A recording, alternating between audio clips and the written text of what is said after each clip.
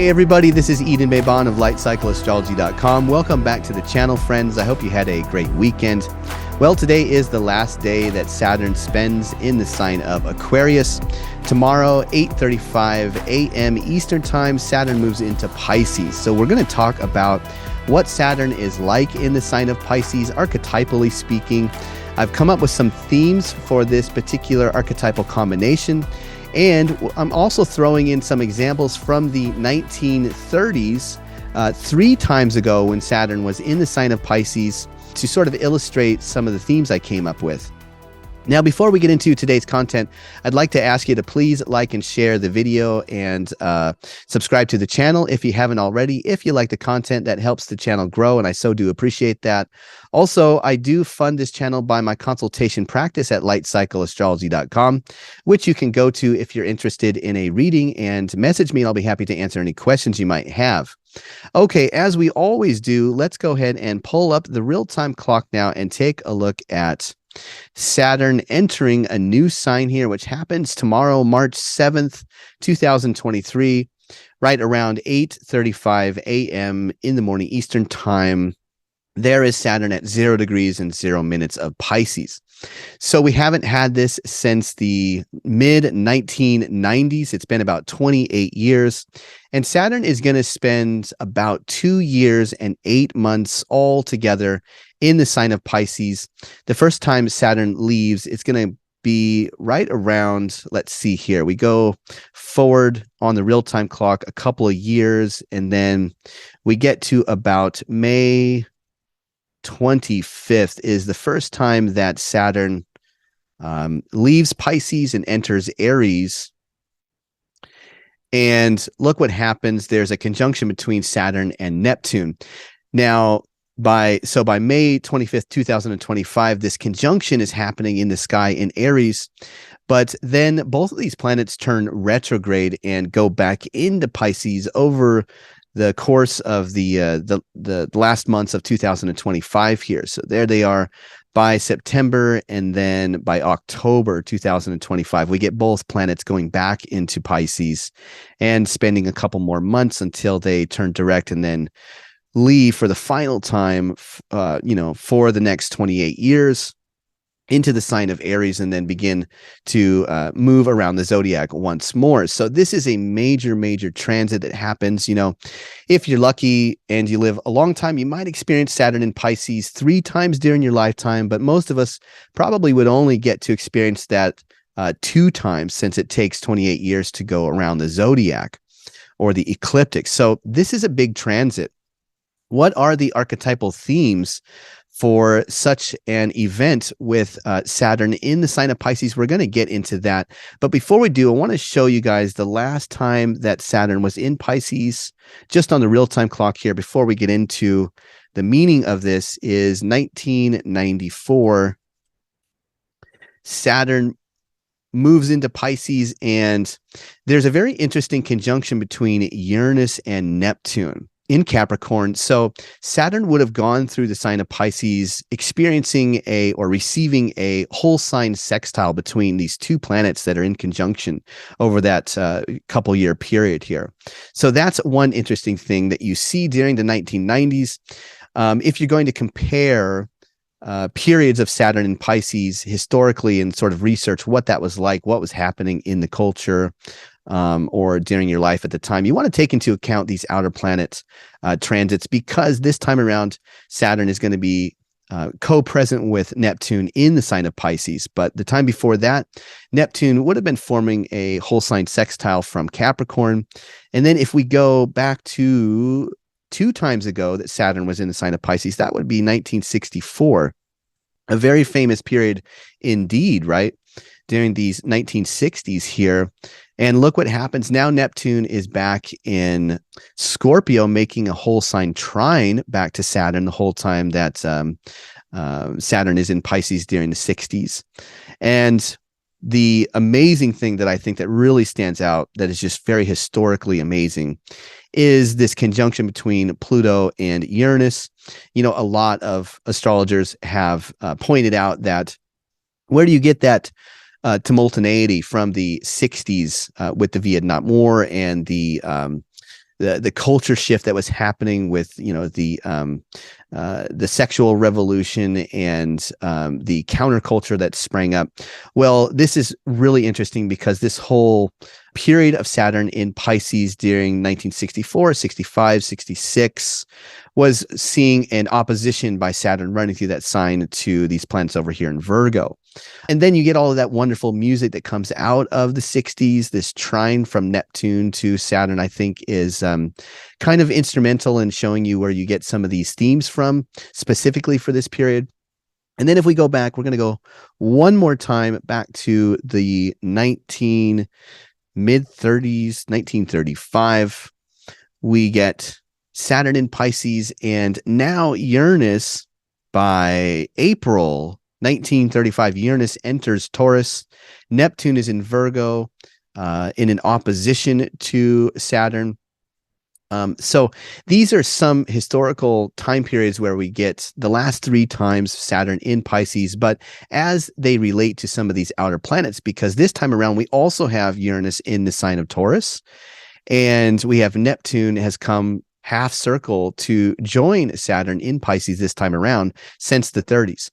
So I'm going to go out on a limb and say that there may be some tie-ins historically with the 1930s and Saturn running through Pisces to this time around with Saturn running through Pisces, just because of that co-presence with Neptune and Uranus in Taurus again. I just wanted to give you guys some of the time frame for the last couple of times that we had. Now, you may be wondering, when was the last time that Saturn was in Pisces co-present with Neptune? To get there, you have to go to 1848. We have Neptune and Saturn co-present in the same sign in Pisces here. So very, very interesting. A long time ago, until we've seen that come back around. So what do we see when Saturn is in the sign of Pisces from an archetypal standpoint? We always want to take a look at who is the domicile lord to see how a planet will essentially filter its natural significations as it's traveling through that sign. From the standpoint of ancient astrology, this is going to be Jupiter, of course. And this is also a Jupiter sign that is ruling a period of the year that is just before the spring. So we have a changeover of the winter season into the springtime and also the light half of the year.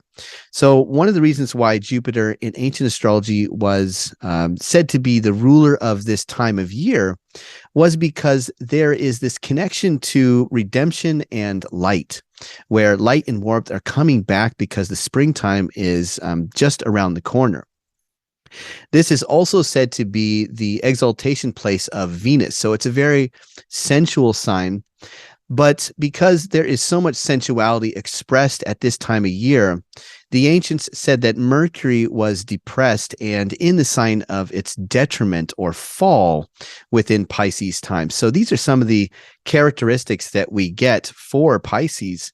And now Saturn entering this sign will be filtering through some of these characteristics, no doubt. One way I think in which you always see Saturn filtering through Pisces is through this lens of the society, or through things that connect with Jupiter, such as law or religion or belief or trust or hope.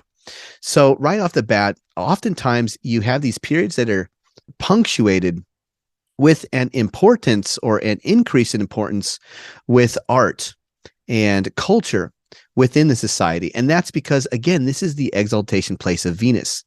So as Saturn moves into this sign that is being hosted by Jupiter, and Jupiter has this connection to that which holds society together, I think you get these very interesting changes that happen within the society, but specifically through the lens of Venus and Mercury. For instance, the last time that Saturn was in Pisces was during the early 1990s. We saw the rise of grunge music. So you definitely get this connection with art and culture going through quite a change, or like a revolution or a renaissance. And as a child of the 90s, I was growing up at this time, and I remember that the mood was something like the old establishment of music, like the whole music industry, everything from like Ticketmaster down to the top 10 countdown.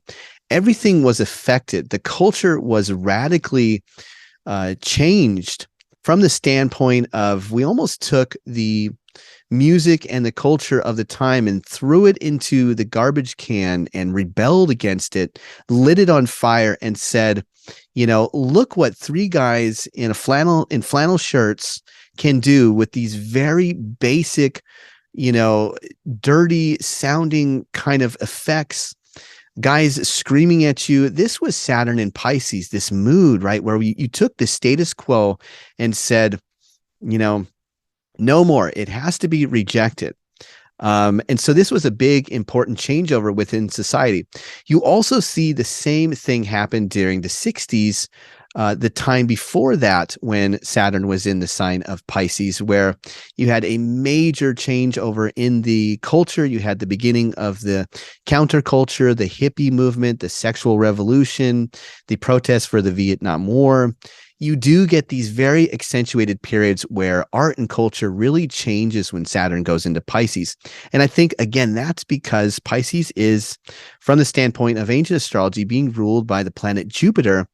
And that Jupiter archetype is what connects us to the cohesiveness of society.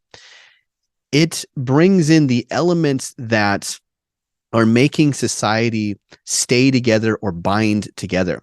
So Saturn goes in, certain kinds of elements within society becomes rejected. There becomes innovation through art and culture. Another thing that I think you all also see on the flip side of this cultural thing is this indication of Mercury not being so great in the sign of Pisces through its fall and detriment here. So could Mercury things such as the economy, the educational system, maybe the press, or the literary world, could certain things that are connected with Mercury, money markets, exchange markets, things like that, could all of those things go through a difficult time where they're sort of fallen down and have to rise themselves up back afterwards? I think so. I mean, 3 times ago, when Saturn was in the sign of Pisces, was during the 1930s, where we were smack dab in the middle of the Great Depression. So literally you have, the greatest depression that America ever went through, at a time where Saturn was rejecting the economy, a place where Mercury is said to be depressed in the sign of Pisces. So those are some very big themes just overall that I see when Saturn is in Pisces.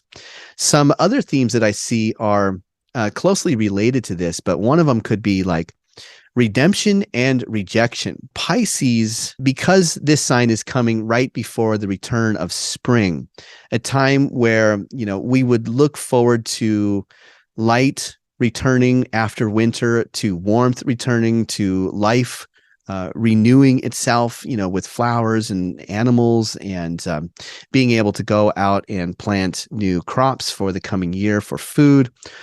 Everything at this time of the year is hoping for redemption. We sort of get that symbolism of light overcoming the dark half of the year.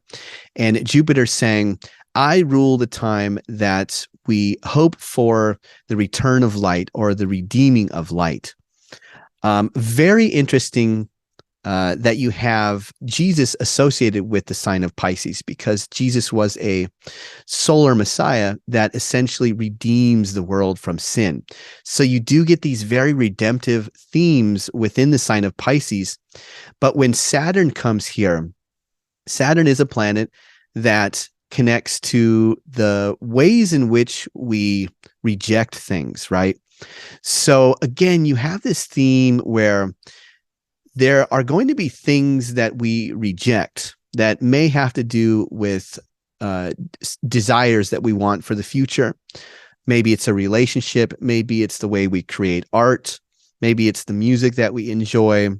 There are things that we reject almost on faith or through almost like a religious kind of sense. And we reject certain things so that we can get back to a place that is fundamentally more authentic, something that is going to save something for us for the future, a return of the light, of food, of warmth, of everything that is hopeful about the future. Those are some really big themes that we get with Saturn in Pisces because it's a springtime sign. Another thing that we get, I think, after doing some research of things that happened during previous periods where Saturn was in this sign, you get the artistic quality of Pisces. The fact that it is connected to the water element and Jupiter and this pre-springtime, again, energy. Pisces is a very artistic sign, the exaltation of Venus here. And Saturn was, in ancient astrology, a planet that connected to the genius outsider, the genius man or woman that was on the fringe of society, sort of somehow outside of society, outside of normal wisdom and convention, the person that was able to innovate and invent something that nobody had ever seen before. That was Saturn also in ancient astrology. So this is a very creative place for Saturn to be. So you do see a lot of innovations that, again, filtering through this Jupiter kind of lens, it's like things are invented that help society or come out being something that is really advantageous for society. Jupiter, again, having this connection with benefic things, a benefic planet that tends to make things better. So you do see inventions that tend to make things better while Saturn goes through this sign, I think. Another thing that you see, if you turn the jewel a little bit, you get these religious or very dogmatic belief systems. Anything ideological. You know, Pisces is a sign that connects us to the ways in which we believe the future should be very, very fundamentally. We really have a way in which we run on hope and belief when it comes to Pisces. And when Saturn moves in here, of course, Saturn tends to make things very rigid, very dogmatic. It is going to bring in anything ideological, and it is going to move it into the form of beliefs. So it isn't going to be easy to discard what we believe with Saturn in the sign of Pisces. And so we sort of struggle with that a little bit. Sometimes that's good. Sometimes our beliefs are healthy and they help us out, but sometimes they're not, and they can be really detrimental. That could even be a way in which you see Mercury sort of being symbolically represented as a place of its detriment here in the sign of Pisces, I think. Okay, another thing that you see is things in restriction that are like currently restricted or limited somehow, now becoming liberated, especially things that are connected to nobility. In some of the previous examples that I saw with Saturn in Pisces during the 1930s, there was a king that was voted to be restored to the throne in Italy. It was in Greece. So Greece went through a period where they wanted to not have a king anymore, and essentially they were going for more of a democratic form of government. But as Saturn moved into Pisces, the limitation that had been established for the king not to be the king, they held a referendum and they all voted, and 90% overwhelmingly, they voted to restore the king. Another example of this is that in Russia, they had, I guess they didn't like Christmas trees at some point. They thought it was not something that they should celebrate during the Christmas time. It was sort of maybe a corruption of the more regular culture or traditional culture within the country. So they banned Christmas trees. It was like something they didn't want to incorporate into their holiday season anymore.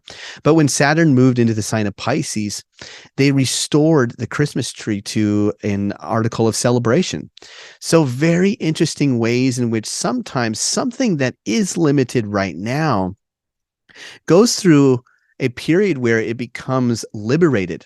Again, I think that's because you see this basic symbolism of Saturn represented things that are limited or restricted or held down. And that thing filters through this Jupiterian lens. And Jupiter says, I am going to liberate you, redeem you, save you, bring you back. That's a big theme. So it isn't always that we get these negative connotations with Saturn in the sign of Pisces.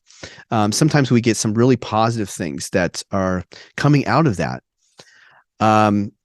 Another big theme, of course, we have the exaltation of Venus. We have a Jupiter ruled sign in Pisces. So passion is very much at the forefront. And you could say that passion is the one that has his hand on the steering wheel versus being more rational. Again, Mercury being in depression and detriment in this sign, we are very much, I think, led more so by our passions.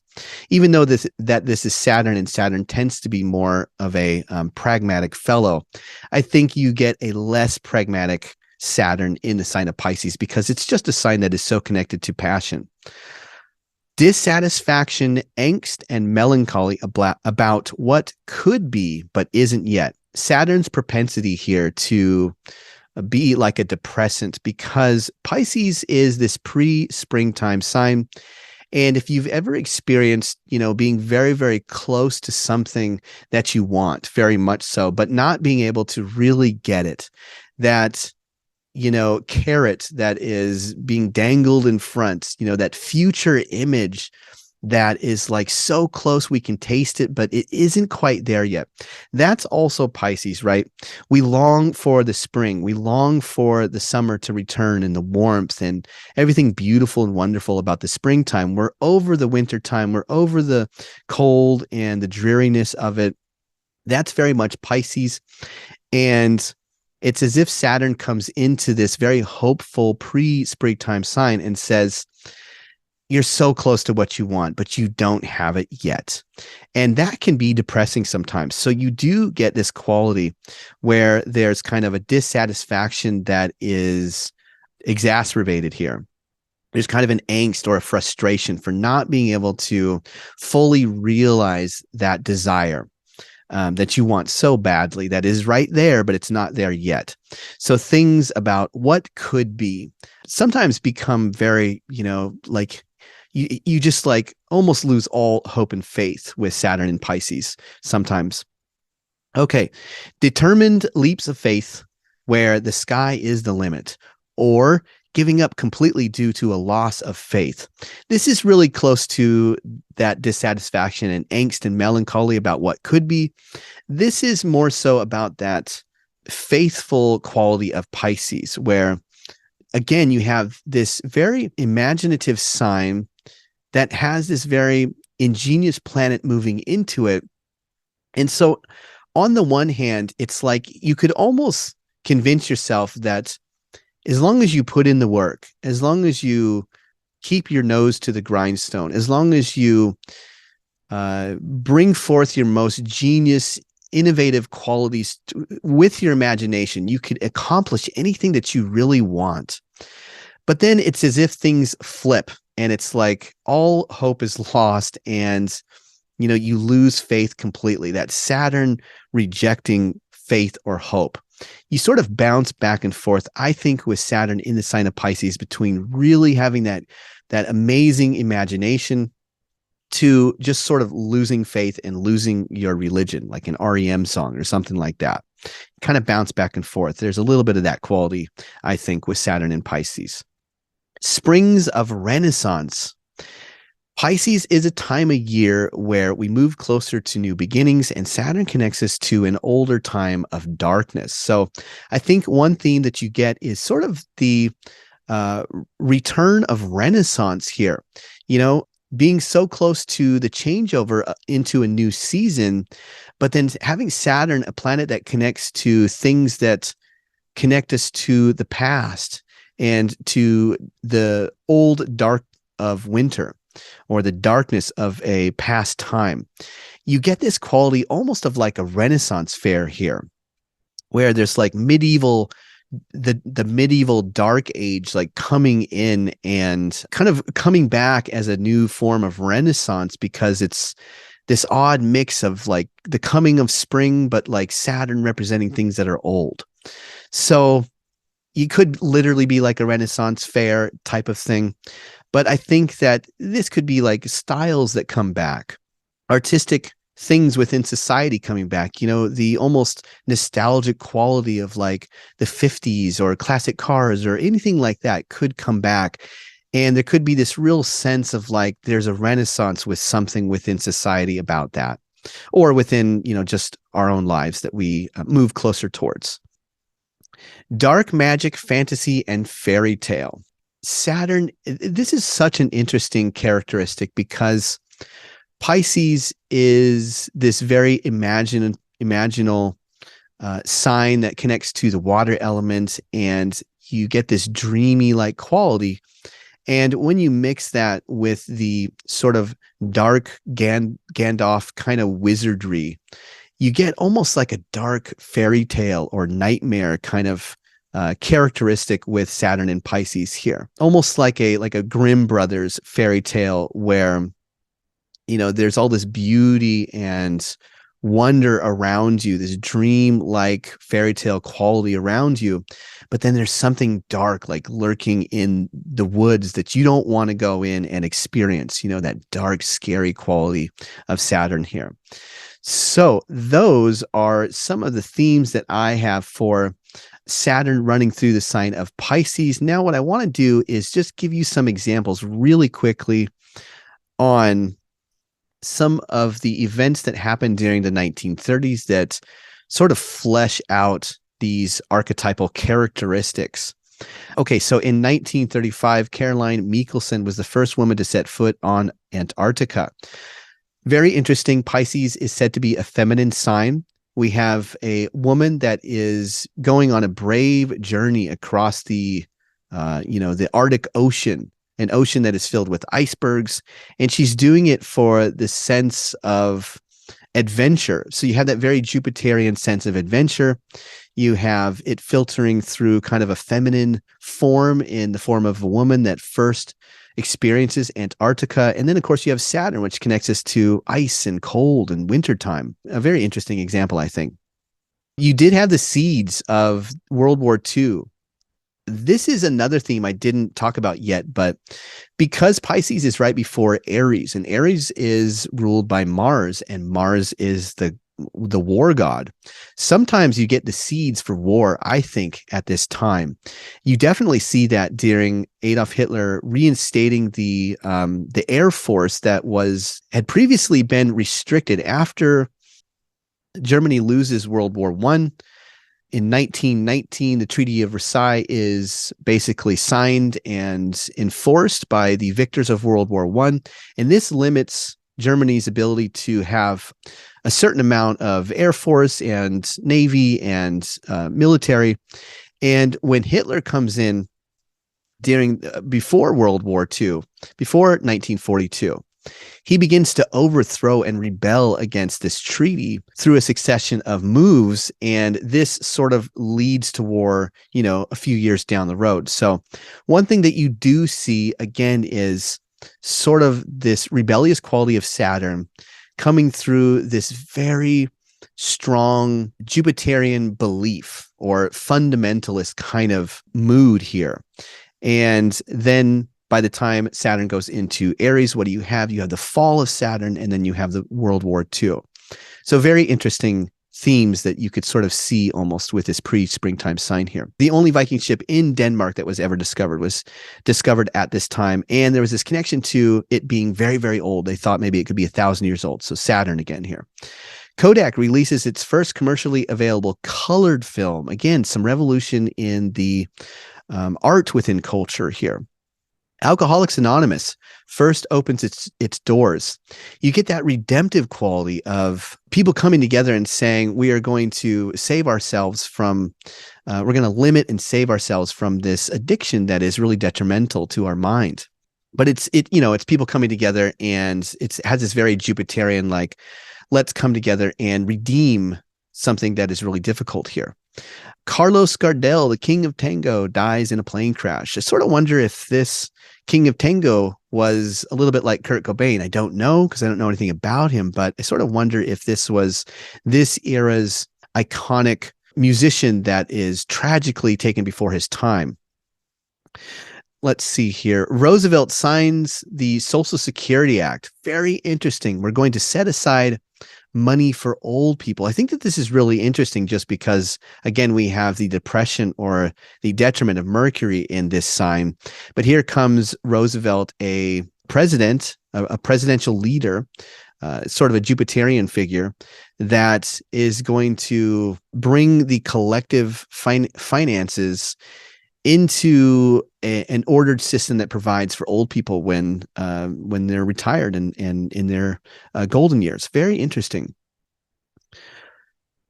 Roosevelt also dedicates the Hoover Dam. This is a very literal form of this archetypal theme where you're going to restrict water in order to bring something good to society, right? The use that we have with water in a dam, bringing electricity. Thailand ceases recognizing polygamy in civil law. This double-bodied quality of Pisces is really interesting too. You have, before it was okay to have two wives, right? The exaltation of Venus. And now this planet Jupiter that connects us with law, and Saturn limiting the law, saying you can no longer, you're limited in how much we recognize polygamy now in the courts. You do get lots of typhoons and hurricanes. Saturn is a planet connected to death. And sometimes when a planet like Saturn runs through a water sign, you're going to get more, unfortunate accidents with water. Here's a more of a limitation kind of example. The Church of England bars women from becoming priests. Again, that connection that Jupiter has to religion and law. And the church sort of being represented kind of by Saturn here, saying, no, women are not allowed, right? They're restricted to legally become priests within the Church of England. That is very restrictive for something that is expressing in Saturn with Pisces here. I love this one here. This is an example of the fall or depression of Mercury, I think, in Pisces sign, where there was an investigative reporter named Walter Leggett who was killed in a drive-by shooting after beginning a crusade against the Farmer Labor Party for its ties to organized crime. You have it all there. You have the depression or the outright killing of a mercurial kind of figure. And what is he doing before he gets gunned down? He's in a crusade, right? He's almost in a religious crusade is the way they describe it. And he was going against the dark Saturn elements of the Farmer Labor Party, Saturn having that connection to farmers and laborers and also crime. So that's a really interesting example of maybe how it's dangerous to be a reporter during the times of Saturn in the sign of Pisces. You could maybe argue King Edward VIII abdicates the throne to marry Wallis Simpson. There you go. The rejection, combination of rejection and love with Saturn in Pisces, where he sort of rejects the kingdom or his throne, right? Jupiter having that connection in ancient times to kings and nobility. And here comes a king that rejects his own nobility for the purposes of love, right? The exaltation of Venus. Very interesting. The book Gone with the Wind is published. That's just sort of a very wistful kind of Saturn longing mood in Pisces. I think that whole Gone with the Wind classic gives you that sort of pining, almost depressive theme of Saturn in the sign of Venus's exaltation here. Billboard magazine's published for the first time in music charts. The establishment of what's popular within music. There you go. There's some very, big changes within the culture. The music of the 30s was shaped by the contrasting moods of the lingering Great Depression and the beginnings of old Hollywood. Yeah. So we definitely have that example of grunge during the 1990s. We have that example of the counterculture that began in the 60s with music. And now we have the 30s example of how, during the Great Depression, there were these East Coast Broadway performers and singers that essentially moved west to become some of the first people in this period that is now known as Old Hollywood. There were crossover artists that were singers on Broadway that were like people like Bing Crosby, Sinatra, and Dean Martin, people we all know. I didn't know this. These guys were called crooners. And this crooner music is described as usually a male singer that sings sentimental songs in a soft, low voice. If you listen to Christmas classic songs, you get a lot of these people are singing these classics, these crooners. So that's what they were called. So you do get this very profound musical change that happens during the 30s, a very big transition within the culture through the lens of art and music in the 30s as well. Now, one thing I did want to mention about the 60s, 2 times ago when Saturn was in Pisces, is you had the beginning of Beatles mania. I wasn't alive during this time, but my father was a huge Beatles fan, and I sort of grew up watching these Beatles manias footage documentary films. So I remember this just from seeing these documentaries as a child, that Beatles mania was absolutely fanatically crazy. And the sensation was described as a female-led ecstatic fan culture. That began 2 months before Saturn moved into Pisces as they performed on the Ed Sullivan Show, but gained a record-breaking 73.9 million viewers. And then a couple of months later, Saturn moves into Pisces and Beatlemania begins. This is the beginning of the British musical invasion into America, and the seeds of the counterculture all come out of this Beatles mania. With bands like the Rolling Stones. So The Sounds of Silence by Simon and Garfunkel from 1965 is a really good example of this mood that you get with this feeling of Saturn in the sign of Pisces. Okay, so that's what I have for Saturn in the sign of Pisces. I'd love to hear your own thoughts and reflections on this archetypal theme and combination of Saturn in this sign. We're going to come back on Wednesday and do a more personal approach for Saturn in the sign of Pisces. We're going to do some horoscopes for all 12 rising signs and take a look at that as well. Thanks so much, everybody, for watching. Please like, share, and subscribe on the video and the channel. And I'll be back again soon with another astrology video. Take care. I'll see you soon. Bye.